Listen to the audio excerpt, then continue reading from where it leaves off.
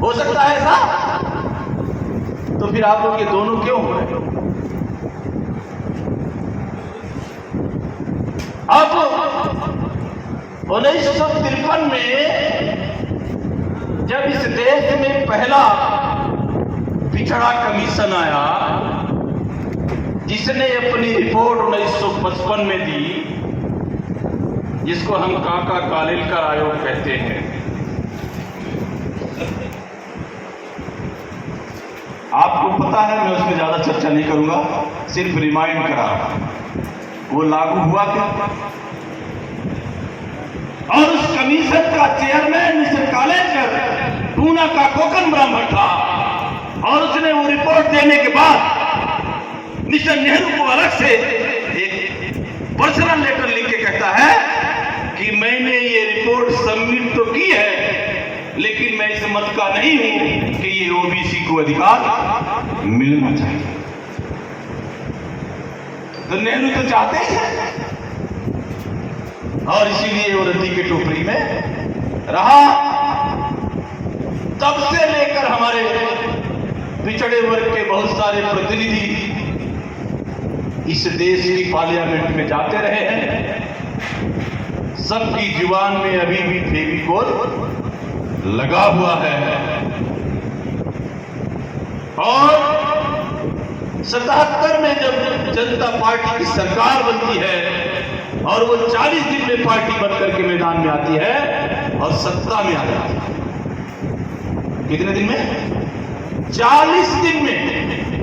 और ये वादा करके आती है कि कालेलकर कमीशन में जो वादा किया गया है वो उसको हम लागू करेंगे। और सरकार जब आती है किसके नाम? जेपी आंदोलन कहलाया हुआ जयप्रकाश नारायण के नाम पर वो आंदोलन छिड़ा। और जब बहुमत मिली तो वो गुजरात का ब्राह्मण कौन? मोरारजी देसाई प्रधानमंत्री बनता है।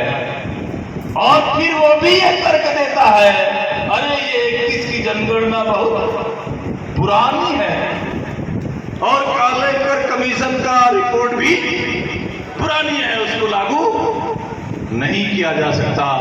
तब उस समय के 151 सांसदों ने ये दबाव बनाया कि भाई पुरानी है तो नहीं बनाओ, पुरानी है तो नहीं बनाओ। और फिर दबाव में 1 जनवरी 1979 को बीपी मंडल जी की अध्यक्षता में एक दूसरा कमीशन बनता है, जिसका नाम क्या? मंडल कमीशन।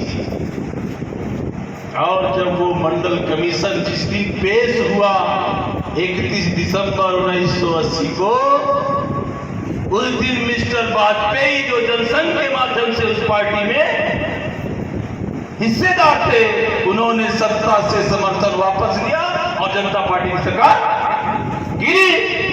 और फिर से चुनाव हुआ तो कांग्रेस सत्ता में आई और फिर उसने उस मुद्दे को ठंडे बस्ते में रखा। ऐसा ही है ना। और मिसेज गांधी के मर्डर के बाद मिस्टर राजीव गांधी इस देश के प्रधानमंत्री बनते हैं और ये मंडल नाम का पिटारा 1987 में खोलते हैं।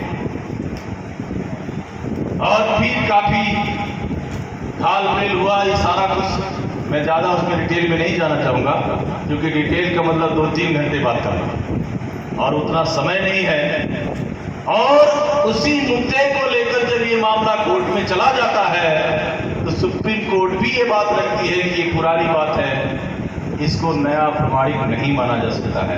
तब से हम ये बार बार जनगणना के समय में रिमाइंड करते आ रहे हैं कि भाई जाति आधारित जनगणना करो, तभी तो नया आंकड़ा आएगा। और पिछले समय बॉम्बे से रीट दायर हुई थी इस संबंध में।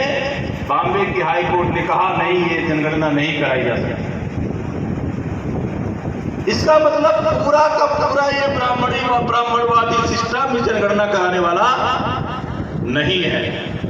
और ये मेन मुद्दा ओबीसी के लिए है, और ओबीसी की जनगणना नहीं हो रही है, और ओबीसी के नेता ही उधर अपना भविष्य देख रहे हैं।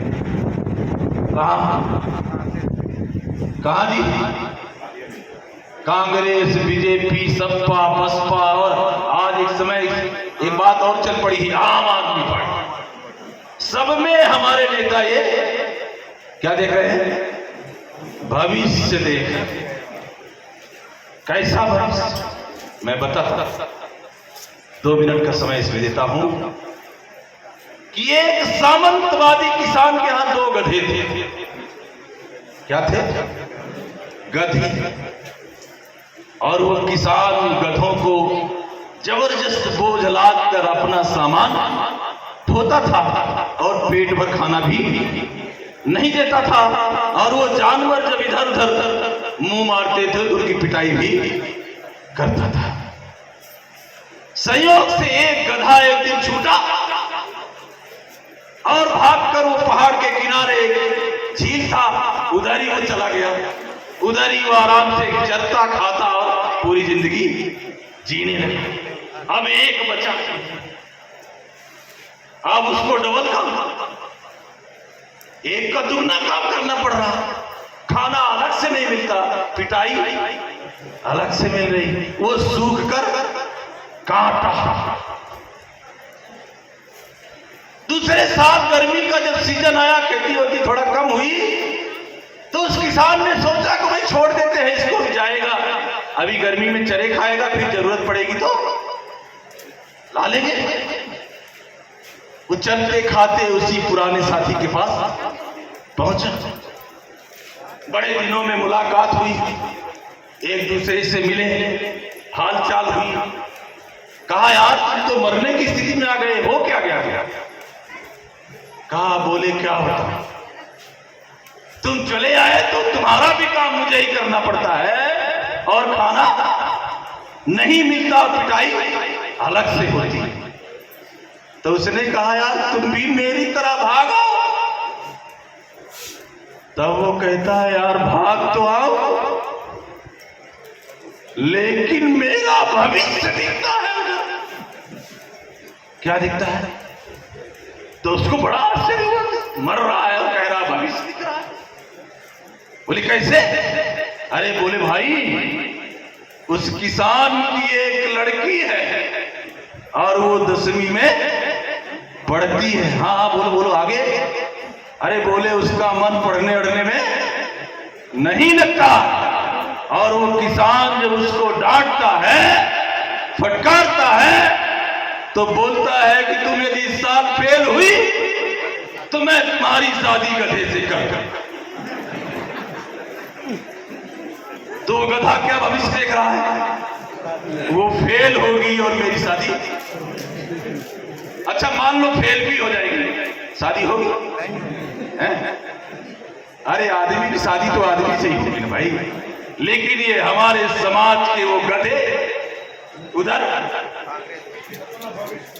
और ये विधायक के सामने एक सवर्ण विधायक को स्टील के थाली में खाना मिलता है, और दूसरे अवर्ण विधायक को डिस्पोजल की थाली में खाना मिलता है। बड़े प्रेम से वो खाता है। उस गधे को कोई एहसास, क्योंकि गधा है, गधे को मान और अपमान का कोई एहसास होता है। तो साथियों, किसी को ठेस पहुंचाने का मेरा मकसद नहीं है, किसी की भावनाओं को ठेस पहुंचाना मेरा मकसद नहीं है, आपकी सच्चाई का एहसास कराना मेरा मकसद है। हंगामा खड़ा करना मेरा मकसद नहीं है। मेरी कोशिश है कि ये सूरत बदलनी चाहिए।